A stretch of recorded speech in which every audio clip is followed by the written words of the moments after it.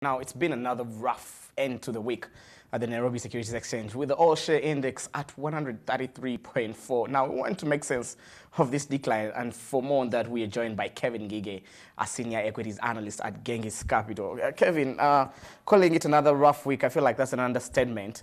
But before we get into those numbers, Wednesday when we had just had that conversation, there were changes that were made regarding the Capital Markets Authority in Kenya. First, bring us up to speed with those changes. Thank you very much for having me, and although it's a pleasure. So yes, indeed, there have been some changes. I remember one thing we talked about last time was the introduction of a levy by the CDSE. That levy was subsequently scrapped or shelved temporarily.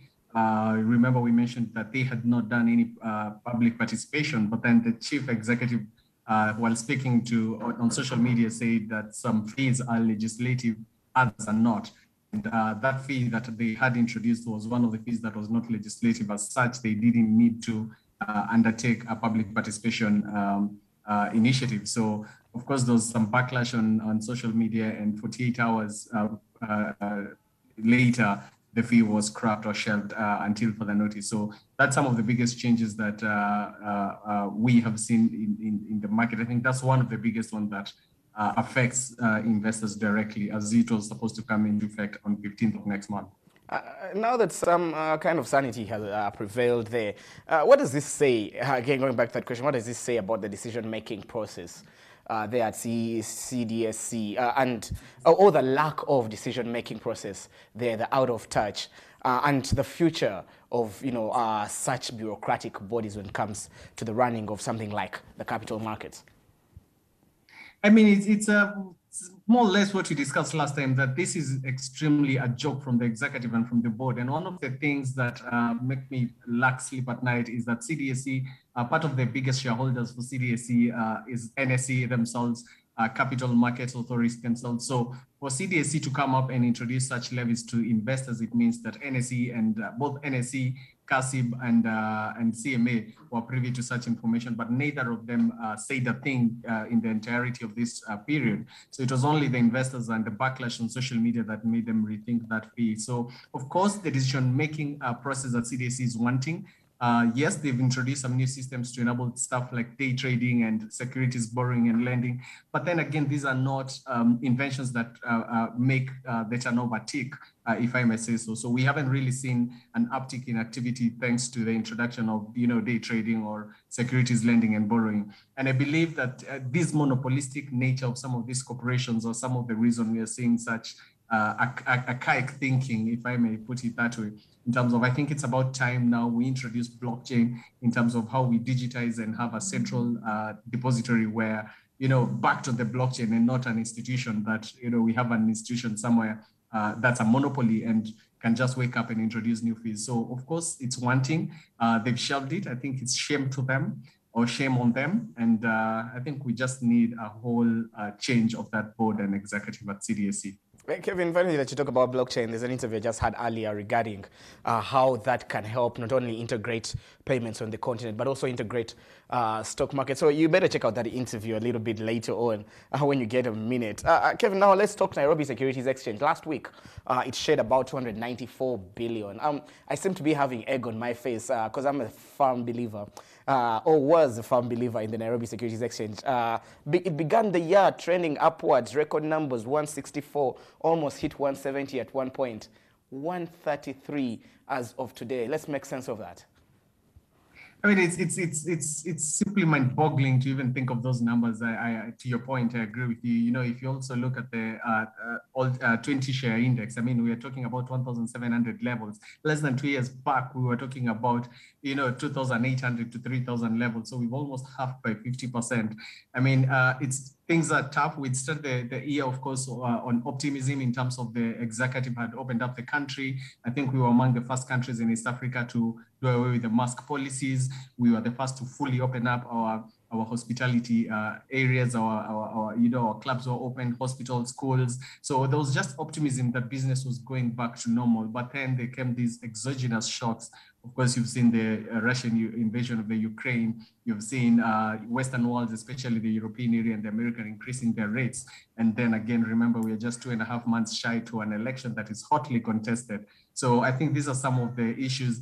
Just yesterday, we saw a headline out that Kenya might or has already defaulted on some of its international obligations to some of the international lenders. This is the money we were lent to for dam construction for dams that were never even constructed thanks to graft. So I think some of the negative headlines and sentiments have really contributed to the capital markets just shrinking and shrinking further. We've seen Safaricom now to levels of 27.80. The last time we saw these levels were just when the pandemic hit us. So Safaricom, as I mentioned before, accounts for 57% of our total NSE. And as such, when you see Safaricom falling by that margin, then you expect everything else to fall further. And just today was the books closure of one of the biggest banks, Equity Bank. So I'm just keen to see what will happen on Monday, especially in the banking space.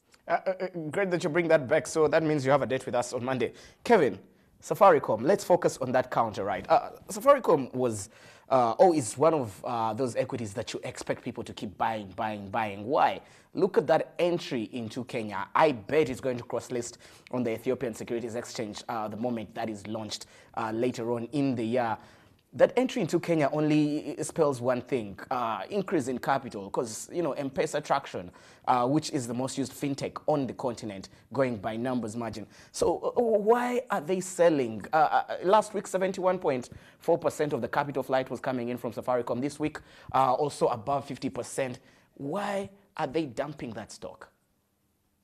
If for foreign investors sitting somewhere in Miami or California and they're looking at someone who doesn't even know Kenya or Nairobi and is looking at the MSCI 100 Frontier Index, one of the stocks, and they're looking at telco, one of the stocks that will highlight on the screen would be Safaricom. So you'll find that most of these people, again, if I may reiterate, is that Safaricom accounts for 57% of our total market capitalization. So most of these indices are held together by Safaricom by itself, So any of these international funds that actively want exposure into Africa, and especially in the telco space, one of the stocks that they're going to buy in plenty would be Safaricom. So them dumping Safaricom is not a matter of there's something fundamentally or technically wrong with the company. It's just that that's where they have most of their exposure. I mean, again, Safaricom has 40 billion listed shares. So again, it's by far the number one counter with the most tradable shares. So I think some of these factors are the factors that you can see, just pulling the entire market down once Safaricom goes down. But there's nothing really fundamentally wrong with Safaricom. We've seen them, yes, it's a mature company. We don't expect exponential growth like we've seen on M-Pesa. I think they've gotten to a place where the curve is now flattening. But then we've seen some active engagements with management, especially going into Ethiopia, and they're looking further out. So I think it's a tough time. We're being affected mostly by exogenous factors. I think one of the best times for any investor to just look at these markets would be sometime after the election. Anytime between now and then, I think you'll just be burning your fingers. Kevin, we're talking about the African Continental Free Trade Area Agreement, and where am I bringing this into this conversation right about now? It's because of the opportunity, with this capital flight happening. Should the Nairobi Securities Exchange, should Odundo and Co. go on a roadshow on the continent whereby people know the value of Safaricom? I mean, Safaricom has by far, I think, just held the capital markets together. Forget Odundo and Co. The NSE, yes, has tried. They haven't really done much. I think they've done maybe 1, 2, or 3 roadshows. Safaricom by itself have a roadshow scheduled on their calendar for the year. So I think Safaricom really does a lot in just putting our name outside there in terms of the Kenya and Nairobi, the capital markets here.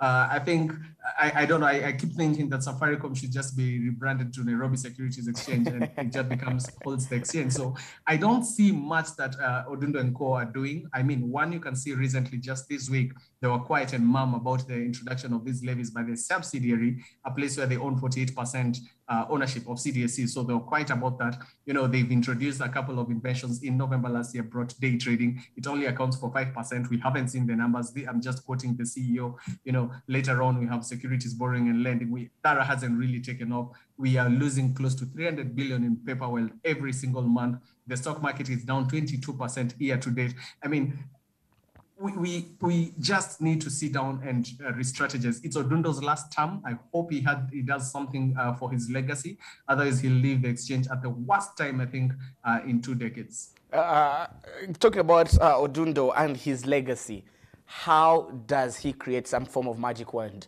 and help you know, the NSE come back to somewhere close to 145, 147 going by the end of this year? I want to be optimistic, man.